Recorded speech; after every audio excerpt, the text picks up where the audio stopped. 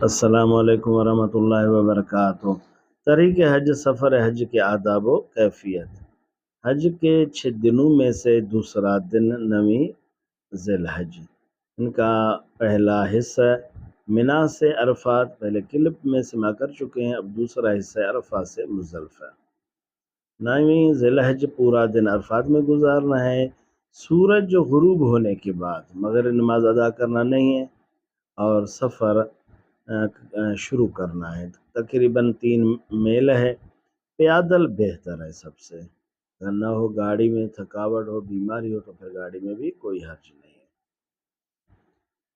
تلبیہ پڑھنا ہے، تسبیح ہے، تحمید ہے، دعا ہے، استغفار کے سے یہ سفر کو جاری رکھنا ہے، روتے ہوئے، خشوع و خضوع سے، عاجزی کرتے ہوئے۔ یہ غور کرنا ہے کہ اللہ تعالیٰ مجھے اپنی بارگاہ مزدلفہ کی طرف بلا رہے ہیں، وہاں پہ رب کی تجلی گاہ ہے۔ اس نیت سے، ذہن سے روانہ ہوتے ہوئے کوئی بھی دعا پڑھیں، کوئی رسالہ لے لیں، آسانی تو سب دعائیں یاد کرنا بھی مشکل ہے، اگر یہ دعا پڑھیں بھی بہتر ہے۔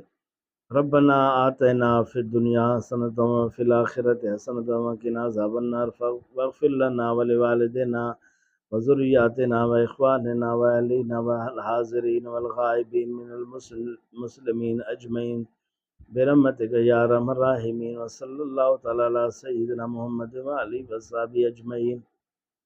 جب مزدلفہ پہنچے تو کچھ وہاں سے داخل ہوتے ہوئے پیدل چلیں تو بہتر ہے، اور داخل ہونے سے پہلے غسل کرنا مستحب ہے، بہت بہتر ہے۔ اگر غسل نہ ہو سکے تو وضو بھی کافی ہے۔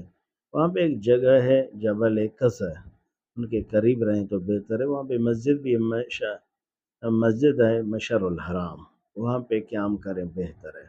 وہاں پہ ایک وادی ہے محصر، وہاں ٹھہرنا نہیں ہے، وہاں پہ قیام نہیں کرنا۔ اس کے سوا مزدلفہ کہیں جگہ مل جائے وہاں قیام کریں، ذکر سے فکر سے وہاں رہیں۔ اور وہاں اگر آپ پہلے پہنچ جاتے ہیں، مانے عشاء کے وقت آنے سے پہلے پہنچ جاتے ہیں تو پھر وہاں پہ صبر کرنا ہے، مغرب نماز پڑھنا نہیں ہے۔ اگر دیر پہنچ جاتے ہیں، عشاء کا وقت آ جاتا ہے تو بھی ٹھیک ہے، کوئی بات نہیں۔ جب آپ پہنچ جاتے ہیں امام کا انتظار کریں، وہ پہنچ جائیں، ان کے ساتھ آپ کو 2 نماز عشاء کے وقت میں ساتھ پڑھنا ہے، اذان ایک اور ایک تکبیر۔ مغرب نماز ادا کرنا ہے، سنت نہیں پڑھنا، پھر عشاء نماز اسی اذان اور اسی تکبیر سے، تکبیر پھر نہیں پڑھنا۔ وہاں پہ آپ عرفات کے میدان میں زور اثر میں تکبیر پڑھ رہے تھے، یہاں پہ نہیں پڑھنا، ایک اذان ایک تکبیر سے مغرب عشاء کے وقت میں، مغرب وقت میں نہیں۔ جس کسی نے اگر مغرب وقت میں ادا کی تو پھر اس کا اعادہ واپس پڑھنا پھر لازم ہے، تو پھر 2 نمازیں ادا کرنا، پھر سنتیں ہیں وتر وہ پڑھنا ہے۔ اگر کوئی امام کے ساتھ نہیں پہنچے، اپنا ادا کرے بھی اسی طرح، پھر وہ ادا کرے، پھر آخر میں سنت، اس کے بعد استغفار ہے، ذکر فکر ہے۔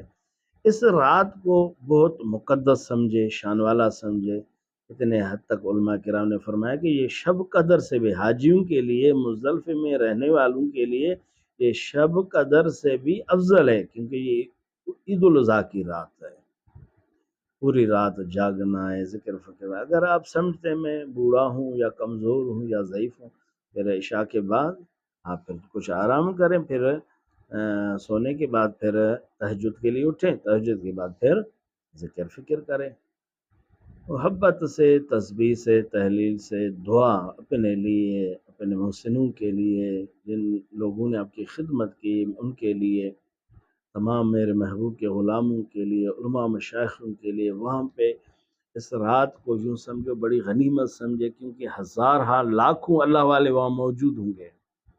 صحبت صالحین صالح ترت، صحبت صالح ترا صالح کنت، ہم القوم لا یشکا جلیسم، بڑی بات ہے، خوش نصیبی کی بات ہے۔ یا ایھا الذین آمنوا اتقوا اللہ وکونوا مع الصادقین، اس کو غنیمت سمجھے، لاکھوں بزرگان دین وہاں آتے ہیں، سبحان اللہ، وہ خوش نصیب ہے، اللہ ہمیں بھی نصیب کرے، وہاں ان کے ساتھ آپ کا قیام ہوگا۔ غفلت سے اس رات کو نیند سے مت گزارے، غفلت سے نہیں، اللہ اللہ کرتے، ذکر فکر کرتے، ہم فقیروں کو بھی یاد کرتے ہوئے، اپنے محسنوں کو یاد کرتے ہوئے پوری رات میرے محبوب کے صحابہ کرام، اہل بیت، حضور کی ذات بابرکات، اللہ کی برکات سے رحمت، حضور کے درجات کے لیے دعا، سب کے لیے دعا کرنا چاہیے۔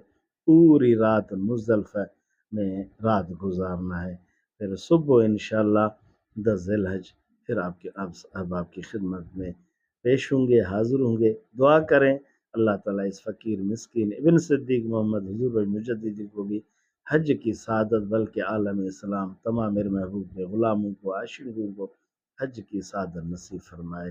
السلام، خدا حافظ، اللہ